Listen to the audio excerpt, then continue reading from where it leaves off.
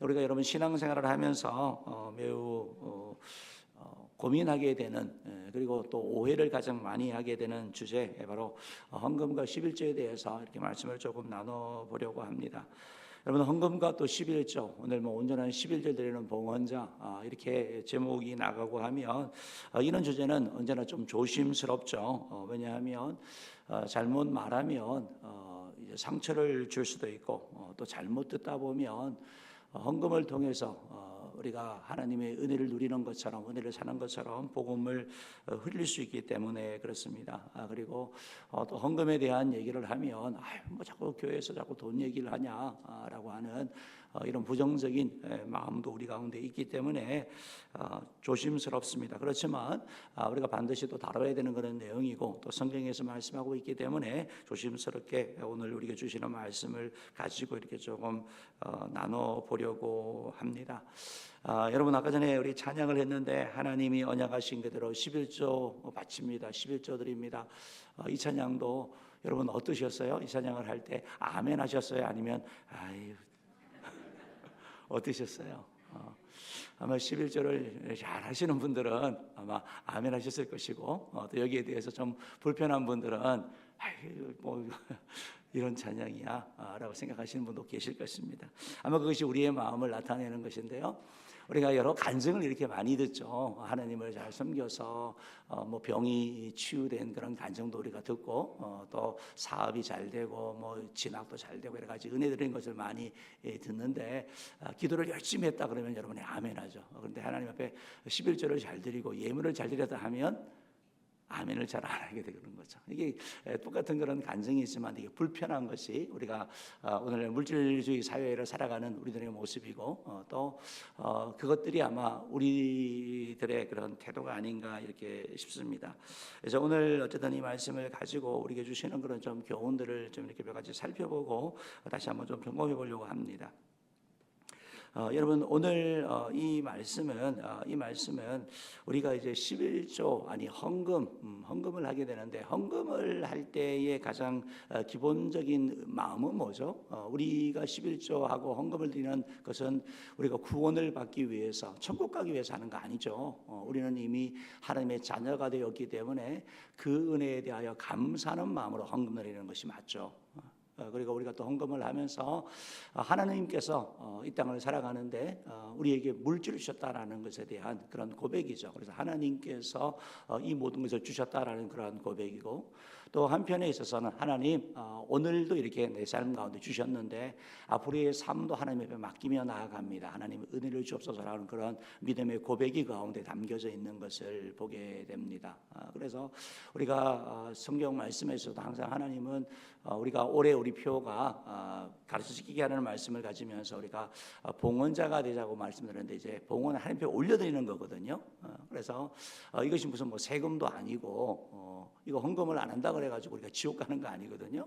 그래서 하나님께 감사하는 마음으로 또 하나님의 사역에 동참하는 그런 마음으로 이렇게 드리는 것인데, 오늘 말씀이 특별히 이제 말라기 말씀이죠. 말라기 말씀을 우리가 읽어보면 11조에 대해서 아주 명확하게 이렇게 말씀하고 있는데, 사실은 이 말씀은 11조만 말씀하는 게 아니거든요. 본질은요. 11조가 핵심이 아니고 11조를 드리는데 온전한 11조를 드리지 못하는 것, 그리고 11조를 드리는데 그들의 삶이 하나님 앞에 나아가지 않는 것, 즉 마음이 없는 예물, 그걸 사실은 지적하고 있는 걸 보게 됩니다. 말라기서는 구약의 마지막 그러한 책이죠. 그래서 맨 마지막 책입니다. 바벨론 포로에 들어온 백성이 스룹바벨 성전을 이렇게 재건을 했고 제사를 해보겠습니다. 그러니까 정상적으로 겉으로 보기에는 정상적인 신앙생활이 유지되는 것 같습니다. 그런데 하나님께서 이들을 보시는 데 있어서는 성전도 있고 포로에서 들어와서 성전도 만들었고 또 하나님의 제사도 드리고 예물도 다 드리는데, 하나님은 이렇게 말씀을 하시는 거예요. 7절 말씀 한번 읽어볼게요. 읽어봅시다. 시작. 만군의 여호와가 이르노라. 너희 조상들의 날로부터 너희가 나의 규례를 떠나 지키지 아니하였도다. 그런즉 내게로 돌아오라. 그리하면 나도 너희에게로 돌아가리라 하였더니 너희가 이르기를 우리가 어떻게 하여야 돌아가리까 하는도다. 그러니까 너희가 너희 조상들의 날부터, 그러니까 옛날부터 오래전부터 나의 규례, 하나님의 말씀, 어떤 율법을 하나둘 어긴 게 아니라 마음을 하나님께 드리지 않는 그런 언약 백성으로 살아가지 못한 것에 대한 지적을 말씀하고 있는 거거든요. 그러면서 하나님께서 이들에게 우리 잘하고 있는데 뭐라고 말씀하면 너희가 규례를 떠나서 지키지 않았다. 너희가 나하고 같이 있는 것 같은데 사실은 너희가 떠나 있다 이렇게 말씀을 하는 거예요. 그러니까 이스라엘 백성들 입장에서 이게 황당하죠. 하나님 무슨 말씀하냐고. 우리가 어떻게 떠나 있냐고 하나님 앞에 얘기할 수 있는 거죠. 근데 하나님께서 하시는 말씀이 내게 돌아와라. 그러면 내가 너에게 돌아가겠다. 이렇게 말씀하거든요. 그러니까 여러분 11조는 하나님께 드리는 헌금은 관계 문제라는 거예요. 관계 문제. 그러니까 하나님과의 관계가 문제가 없으면 드리는 게 전혀 부담이 없습니다. 그리고 하나님 앞에 더 잘 드리려고 하는 거죠. 그런데 하나님과의 관계가 문제가 시작되기 시작하면 어떻게 보면 이게 하나님 앞에 드리는 데서 소홀하게 되고 하나님 앞에 나아가는 부분에 있어서 문제가 생기는 것을 보게 되는 것이죠. 이스라엘 백성들은 그렇게 생각한 거예요. 우리가 잘하고 있다. 성전에서 하고 다 잘하고 있는데 뭐가 문제냐. 그러면서 그들이 우리가 어떻게 돌아가니까 이렇게 8절 말씀 보면 이렇게 말씀합니다. 8절 말씀 한번 읽어볼래요? 한번 읽읍시다. 시작. 사람이 어찌 하나님의 것을 도둑질하겠느냐. 그러나 너희는 나의 것을 도둑질하고도 말하기를 우리가 어떻게 주의 것을 도둑질하였나이까 하는도다. 이는 곧 11조와 봉헌물이라. 그러니까 하나님께서 그 7절 말씀 보면 우리가 어떻게 하여 돌아가리까 말하는 거잖아요.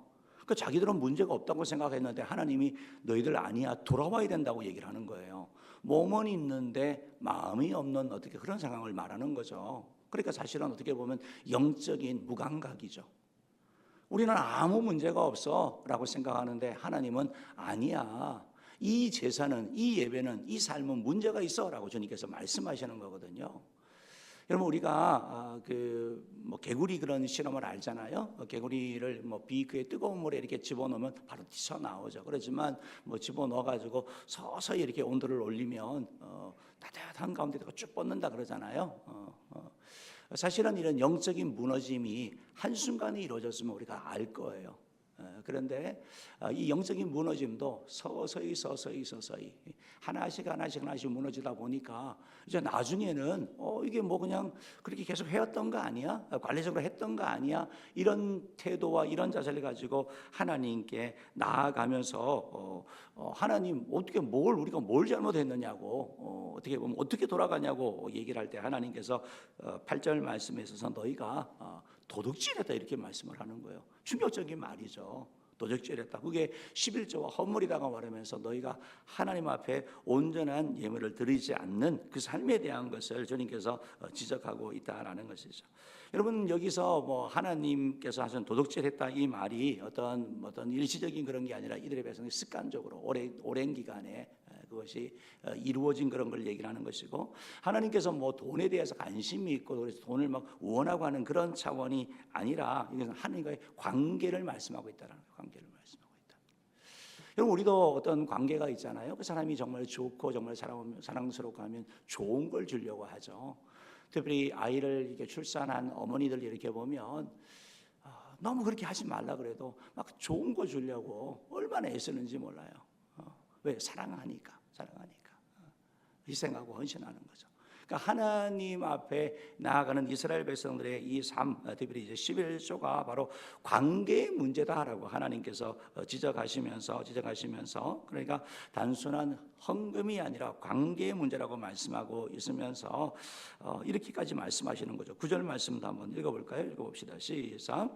너희 곧 온 나라가 나의 것을 도둑질하였으므로 너희가 저주를 받았느니라.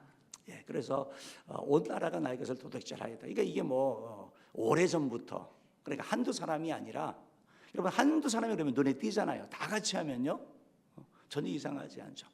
교도소에서는 그런다 그러더라고요. 누가 더 많이 죄를 졌냐 그거 가지고 순위가 매겨진대요. 세상에서는 죄를 많이 지으면 부끄러운데 그곳에서는 죄를 많이 지으면 지을수록 높은 사람이 되는 거죠. 어떻게 보면 온 나라가 만연했다 이 말씀처럼 모든 사람이 이제 그러니까 자연스러운 거고 당연한 거. 그리하여 영적인 무감각 상태에 완전히 빠져 있는 거. 그래서 형식적인 신앙생활 그 삶으로 나아가서 결국 하나님의 이 어려움을 받은 걸 말하고 있는 거예요. 그래서 9절 말씀에서도 너희 온 나라가 나의 것을 도둑질하였으므로 너희가 저주를 받았다라고 말씀하는 것은 너희가 가난해서 헌금을 못 드린 게 아니고 사실은 하나님과의 관계에 문제가 생김으로 말미암아 그 관계가 무너짐으로 말미암아 결국 11조의 붕괴로 나타났고 그로 말미암아 하나님과 관계가 안 되니까 다른 삶에 있어서도 하나님의 은혜를 누리지 못했다라고 말씀하고 있는 것입니다. 사랑하는 성도 여러분, 헌금은 우리의 관계를 드러냅니다. 하나님과의 관계를 드러낸다라고 말씀하고 있습니다. 하나님께서는 우리가 오늘 이 백성들처럼 물질은 드리는데 마음이 없는 것이 아니라 우리의 마음이 담겨 있는 예물, 즉 우리의 삶이 함께 있는 예물을 원하는 것이죠. 그래서 우리가 하나님 앞에 꼭 이렇게 기억하면서 정말 내가 하나님 사랑하는 마음으로 드립니다. 하나님 구원의 은혜에 대하여 감사하는 마음으로 드립니다 하는 이런 마음으로 나아가는 여러분들을 주님으로 축복합니다.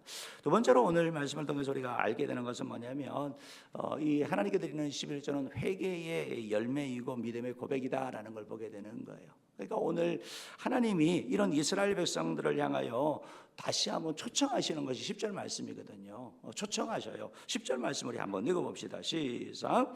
만군의 여호와가 이르노라 너희의 온전한 11조를 창고에 들여 나의 집에 양식이 있게 하고 그것으로 나를 시험하여 내가 하늘 문을 열고 너희에게 복을 쌓을 곳이 없도록 붙지 아니하나 보라. 10절 말씀 우리가 잘 아는 말씀이죠. 그래서 목사님들이 좋아하는 말씀이다 이렇게 말씀하기도 하던데 하나님의 말씀이죠. 그러니까 온전한 11조를 창고에 드리라 라고 말씀하고 있죠. 온전한 11조. 그 다음에 나의 집에 양식이 있게 해라. 그리고 나를 시험하라. 그리고 하늘 문을 열고 너에게 복을 쌓을 것이 없도록 붙지 아니하나 보라. 이 네 가지의 어떻게 보면 좀 충격적인 단어들이 다 이렇게 나타나 있는 걸 보게 됩니다.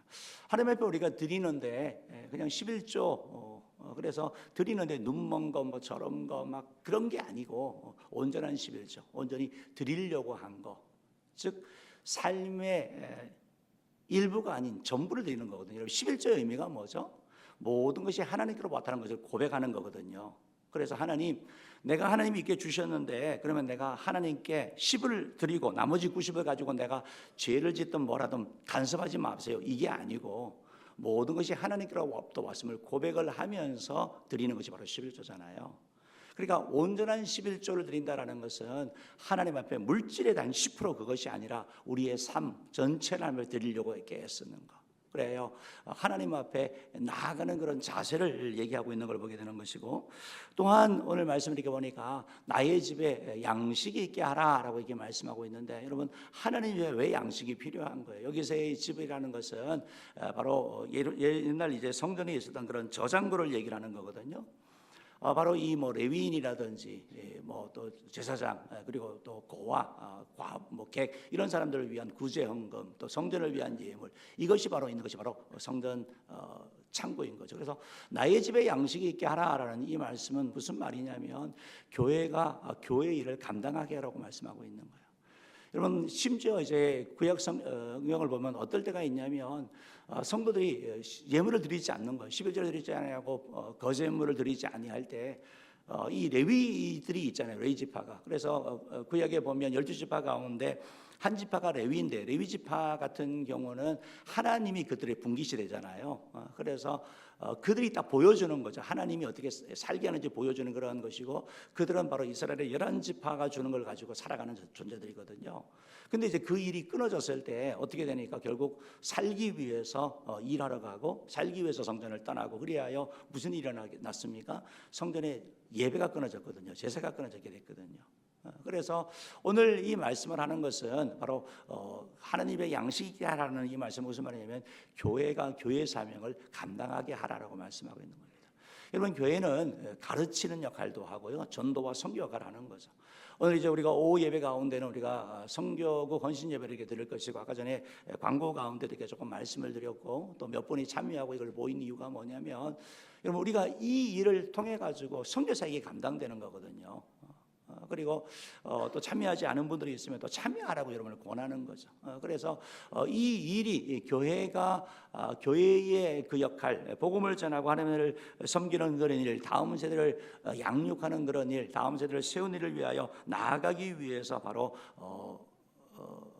내 집에 양식이 있게 하라고 이렇게 말씀하고 있는 걸 보게 되는 것이죠.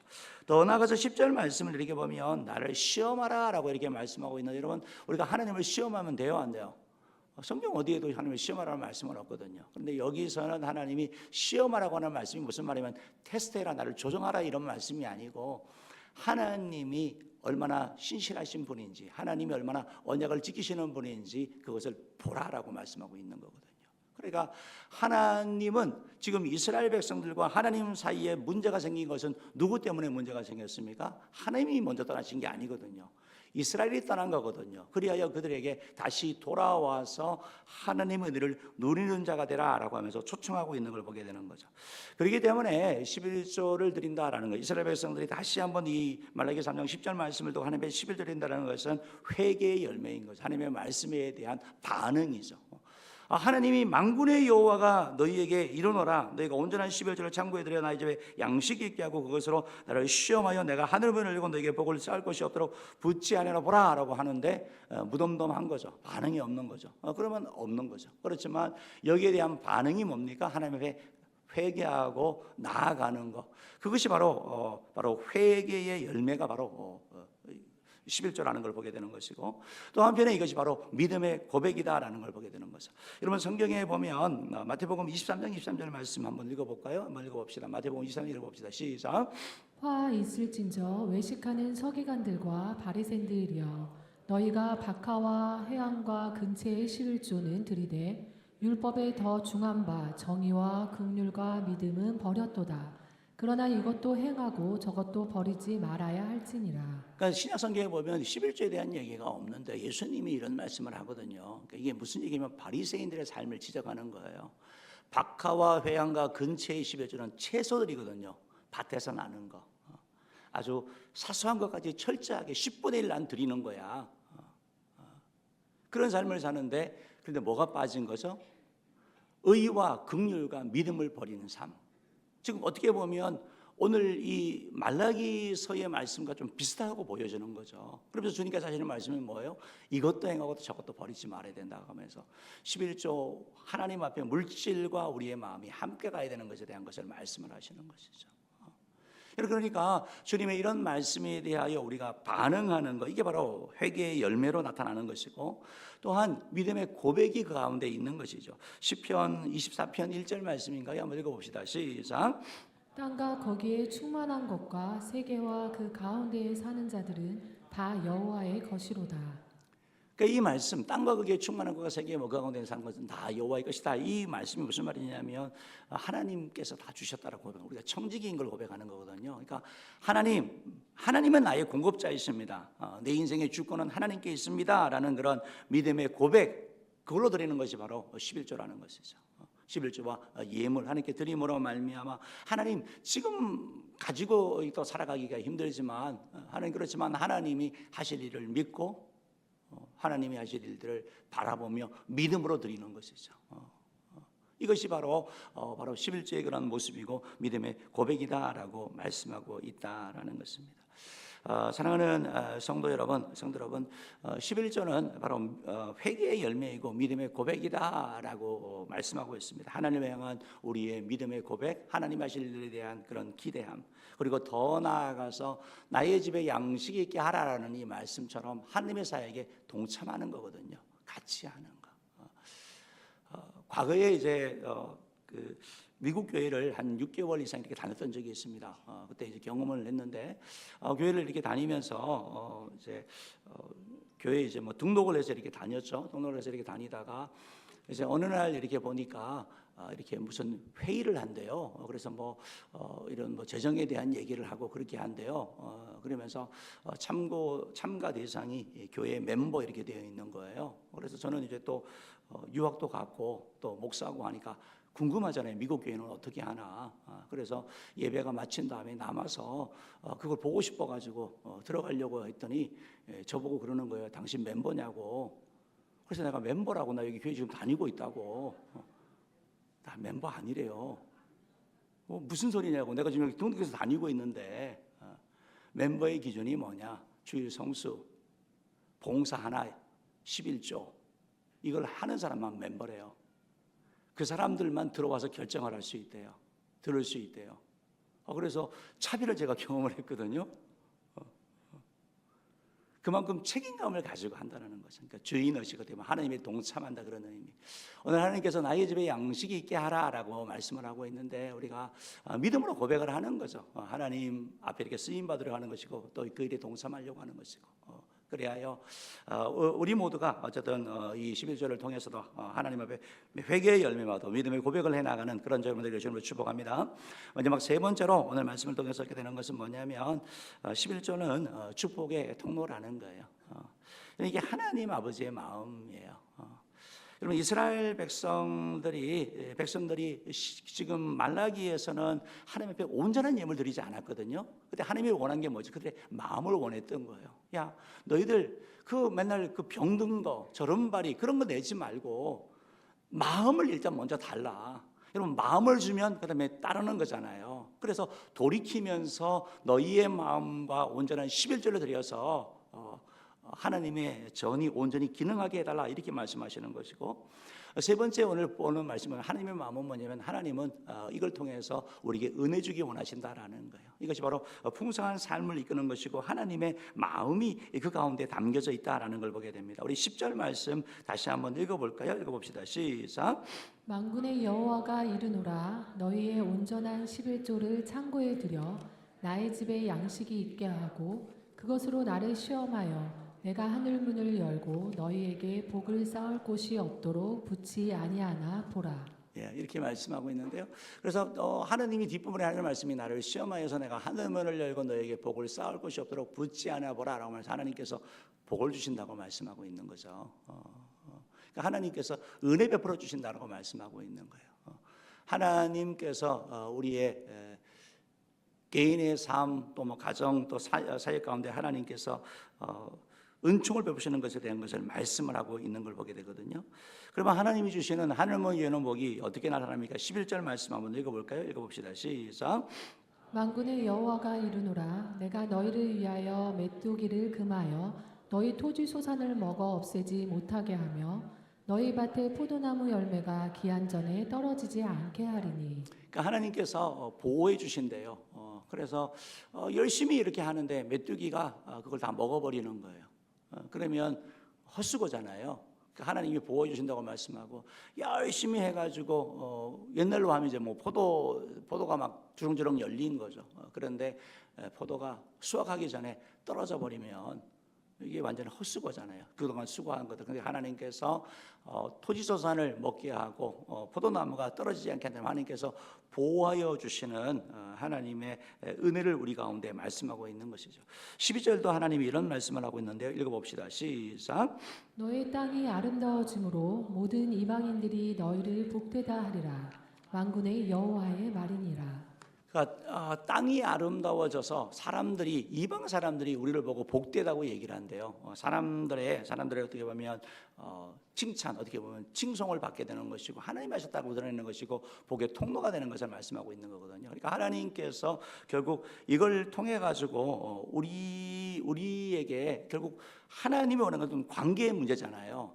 관계가 회복되어질 때 사실은 하나님께 예물 드리는 것이 아깝지 않고 드리고 싶은 거고 더 온전한 걸 드리려고 하는 것이고 그런 우리의 마음과 물질을 드릴 때 하나님께서 오늘 말씀처럼 하늘 문을 여시고 너에게 복을 주시지 아니하느냐라고 말씀하시면서 우리의 보호를 하시고 또 우리의 삶 가운데 하나님께서 이방 가운데서도 우리의 이름이 불려지는 어떻게 보면 복의 유통자가 되는 그늘을 주실 것에 대한 것을 말씀하고 있는 것이죠. 우리 집사님이 전에 이제 그런 얘기를 하셨던 기억이 이렇게 나는데요. 여러분, 아이를 이렇게 키우고 하면 사실 뭐 이렇게 병원비도 많고 막 얼마나 들어갈 게 많습니까? 그러니까 하나님께 헌금을 드리고는 싶은데 드리기에 이제 선뜻 용기가 안 나는 거죠. 왜냐하면 계산해 보면 뻔하니까, 늘 뻔하니까. 그런데 이제 어느 날 하나님께서 좀 그런 마음을 주셔가지고 드렸던 거죠. 드렸더니 하나님께서 혹시 이거 통해 가지고 막 수입이 막 10배 늘어나고 하는 그런 마음도 조금은 있었겠죠. 드렸는데 그런 일은 일어난 건 아닌데 무슨 일이 일어나냐면 아이들이 아프지 않는 거예요.